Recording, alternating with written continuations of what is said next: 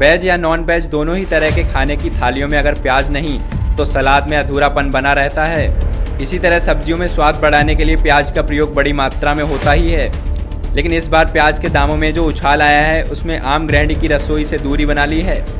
शारदीय नवरात्र चल रहे हैं। हिंदू धर्म के अनुसार इन पवित्र 9 दिनों में पूजा पाठ के चलते प्याज लहसुन का परहेज माना जाता है, लेकिन उसके बाद भी प्याज फुटकर रेट में 70 से 80 रुपये प्रति किलो के भाव में बिक रहा है। मुरादाबाद सब्जी मंडी में प्याज के भाव की हकीकत जानने के लिए जब हमने उस तरफ का रुख किया तो सच्चाई सामने आ गई।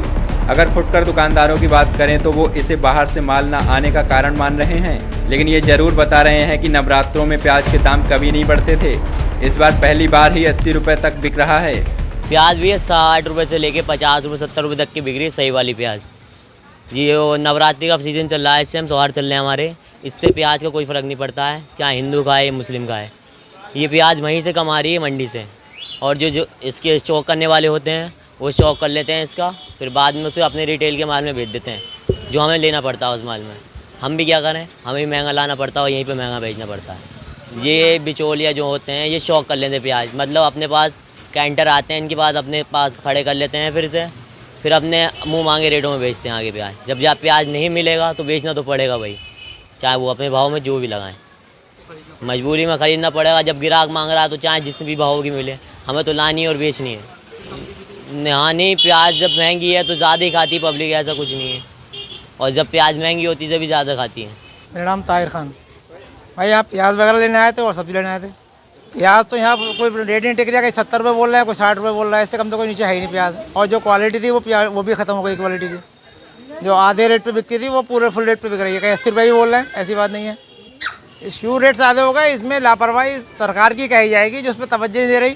कभी भी स्टॉक कर लेते हैं लोग कि साहब प्याज नहीं आ रही ऊपर से, और रेट बढ़ा लेते हैं, और फिर बाहर से प्याज आना शुरू हो जाती है तो फिर वही रेट निकल के नीचे को आ जाते हैं फौरी तौर से। ये जो जमाखोरी वाली चीज़ चल रही है ना, जमाखोरी की वजह से प्याज के रेट बढ़ जाते हैं एकदम।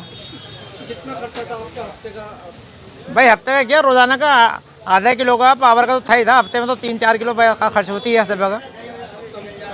अब उस हिसाब से ले लेते हैं, पहले 2 किलो ले जाते थे, अब आधा किलो ले लेते हैं। इनसे क्या करेंगे, उसके हिसाब चलना पड़ता है। क्या कहीं हो सकता है कल सस्ती हो जाए, इस वजह से सोचते हैं आधा किलो ले लूँ आज। पहले जिन्होंने कहते 2 किलो ले दूँ, 2 किलो दे दो भाई साहब, कोई तवज्जो नहीं थी। यहाँ मार्केट लगती थी इतवार के दिन, वहाँ और सस्ते हो जाती थी उस दिन।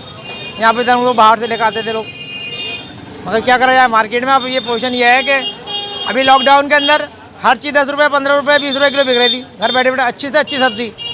अब अच्छी सब्ज़ी नहीं है, रेट बढ़े हुए हैं हर चीज़ के। कोई सब्ज़ी ऐसी नहीं है जो 60-70 रुपये को 80 रुपये को नहीं बिक रही हो। गोभी कभी सुना नहीं होगा, हम 100 रुपये किलो वो भी खाएंगे हम, नहीं 100 रुपये किलो वो भी बिक गई साहब। तो ये क्या है, कौन देख रहा है इस चीज़ को, कोई भी नहीं देख रहा है इस चीज़ को। बिलाल 60 रुपये किलो है, इससे कोई फ़र्क नहीं पड़ता। वैसे ऊपर से ही महंगी है, वैसे जैसे कि ऊपर से स्टॉक होते हैं ना जो बीच में लेकर बेचते हैं, उनकी वजह से बीच में यहाँ पे दाम बढ़ के मिलते हैं हमको, और वहीं से स्टॉक जिनके होते हैं वो अपनी मनमानी के बेचते हैं। जी मंडी में बहुत ज़्यादा मिलता है। नई फसल थोड़ी लेट होने की वजह से थोड़ा सा इसमें परेशानी आ रही है, थोड़ा सारी दिक्कत आ रही है। ये कभी टाइम लगेगा इसमें।